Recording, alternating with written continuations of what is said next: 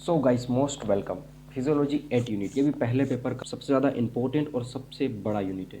ठीक है, तो इसके सारे इंपॉर्टेंट क्वेश्चन और कैसे लिखना है वो सब बताऊंगा। अब देख लेते हैं कौन सी है 8th यूनिट। सो गाइस ये देख लीजिए, कार्डियोवास्कुलर सिस्टम है। ठीक है, आप लोगों को पता है अगर फर्स्ट पेपर आया तो फर्स्ट पेपर में पूरे चांसेस बनते हैं कि 20 मार्क्स का एक क्वेश्चन इसी में से आएगा, दोनों के दोनों भी आ सकते हैं, और 5 मार्क्स के 2 से 3 क्वेश्चन इसमें से आने हैं, 2 मार्क्स के भी आने हैं।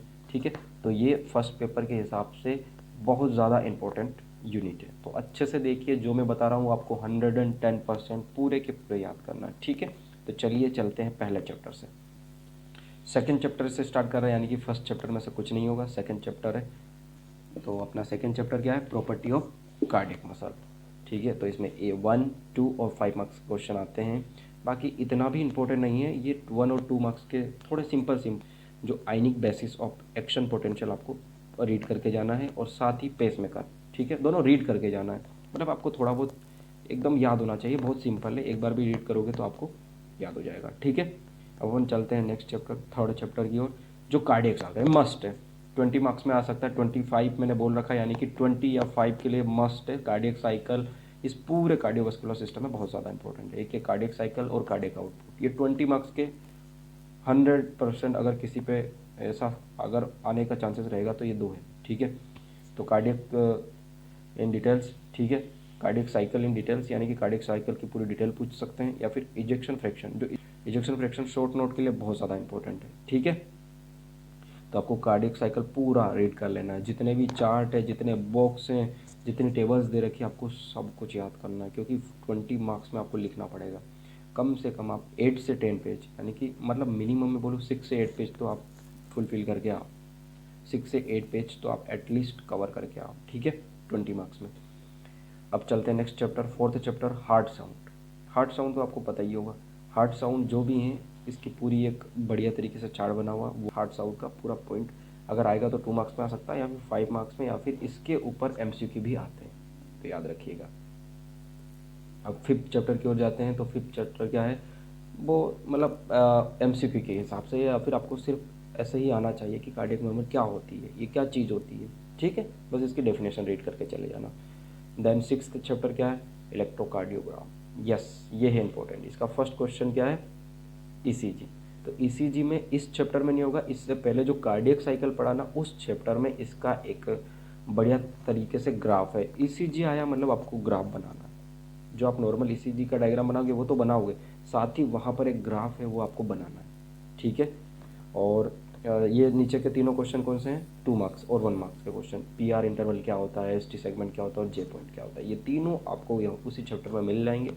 आपको 2 मार्क्स के हिसाब से मस्ट इंपॉर्टेंट है, तो आपको ये रीड करके जाना है। ठीक है, और ECG में क्या लिखना है? तो ECG में जो मैंने बोला वो उसको तो छोड़ना नहीं है, मैं जो ग्राफ बता रहा हूँ वो आपको पूरा लिखना है। बाकी आपको बहुत अच्छे से पूरे पॉइंट वाइज दे रखा है बुक में, पूरे वो पॉइंट लिखना है, कौन से इवेंट कौन कौन से होते हैं, कौन कौन से इफेक्ट वगैरह, वो सब कुछ है उसमें। ठीक है, जो 8th चैप्टर है इसमें बस ये शॉर्ट नोट इसका आप रट लेना। ठीक है, शॉर्ट नोट यानी कि इसकी डेफिनेशन आप पढ़ लो और थोड़ा बहुत इसके बारे में डिटेल पढ़ लो, बस आपको आना चाहिए। मतलब 2 मार्क्स में आ गया तो एटलीस्ट आप कुछ ना लिखो, उससे कुछ तो लिखो।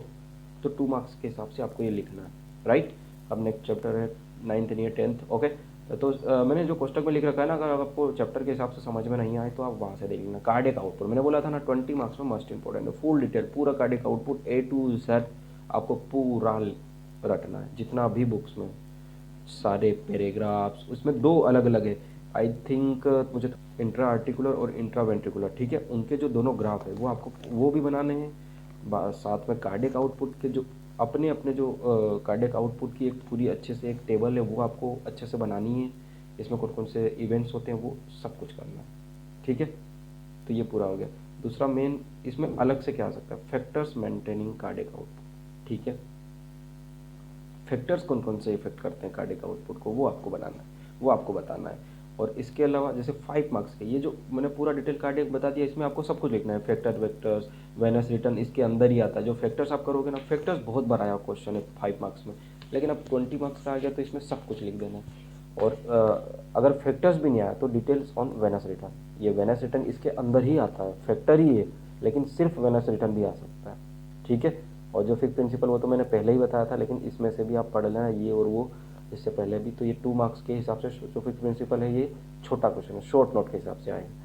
लेकिन वेनस रिटर्न ये सब एक ही है, लेकिन मैंने क्यों बताया, क्योंकि ये सब इस प्रकार से आते हैं कि आपको हमेशा कार्डियक आउटपुट वर्ड नहीं देंगे, तो आपको फैक्टर्स मेंटेनिंग कार्डियक आउटपुट दे दिया, या फिर फैक्टर्स ही नहीं लिखा, उन्होंने डायरेक्टली लिख दिया वेनस रिटर्न, तो भी क्या लिखना है, ठीक है।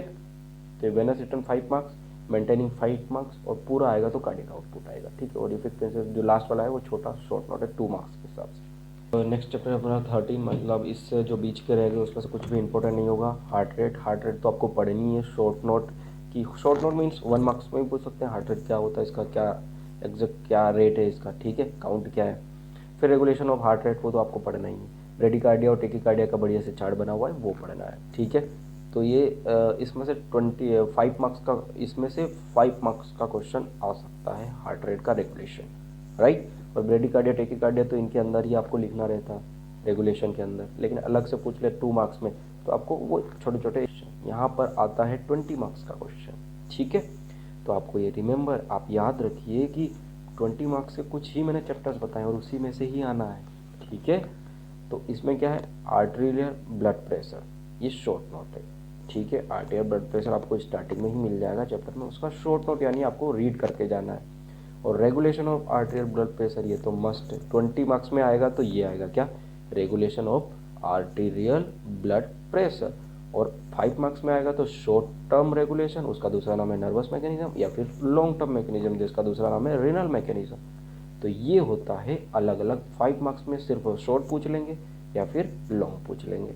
और 20 आया तो दोनों लिखना है, हालांकि इसमें 4 रहते हैं और इसमें 2 ऐड हो जाता है, ठीक है। अगर आपको रेगुलेशन ऑफ हार्ट करोगे तो शॉर्ट, लॉन्ग और हार्मोन्स वगैरह होता है, 4 टोटल रहते हैं, वो लिखना है, राइट। तो इस चैप्टर को भी मस्ट करना है, इसमें से या तो 5 या 20 कहीं ना कहीं तो आएगा ही आएगा, ठीक है। 20 चैप्टर, ठीक है। कोरोनरी सर्कुलेशन, इसमें क्या होता है 2 मार्क्स के क्वेश्चन के हिसाब से छोटा क्वेश्चन, कार्डियक पेन पढ़ लेना और कोरोनरी ऑक्लूशन पढ़ लेना, ठीक है। नेक्स्ट चैप्टर जिसका नाम है सेरिब्रल सर्कुलेशन। सेरिब्रल सर्कुलेशन एक शॉर्ट नोट के हिसाब से कोई बड़ा इसमें से आया भी नहीं है कभी स्ट्रोक, लेकिन स्ट्रोक आपको आना चाहिए क्या होता है। तो स्ट्रोक की डेफिनेशन, उसके रेगुलेशन, फंक्शन जो भी दिया हुआ है बुक में पूरा रीड कर लेना एक बार। देन फिर 25 चैप्टर में से जो आप क्यूटेनियस सर्कुलेशन है उसमें से क्या क्या है, ये मस्ट है 2 मार्क्स के लिए, ये मस्ट इंपॉर्टेंट है दोनों। जो लुईस ट्रिपल रिस्पॉन्स है उसी के अंदर ये फ्लेरा जो आ रहा है ना वो उसी के अंदर आता है, तो ये दोनों 2 मार्क्स के लिए मस्ट इंपॉर्टेंट है, तो पढ़ लेना इसको। देन शॉर्ट नोट ये भी है, जो हेमोरेज है ना, ये सर जो कोरोनरी सर्कुलेशन या circulatory shock upon I think आगे वाले चैप्टर में बताऊंगा इंपॉर्टेंट, उसी के अंदर ये आ जाएगा। तो इस चैप्टर में जो भी आपको जो हेमोरेज दिखाएगा ना वो आपको पूरा रट लेना है, उसकी डेफिनेशन भी और उसके फैक्टर्स, ठीक है। अब नेक्स्ट जो मैंने बताया था आई थिंक इस यूनिट का लास्ट और मस्ट इम्पोर्टेंट ये भी क्वेश्चन है, सर्कुलेटरी शॉक, ठीक है।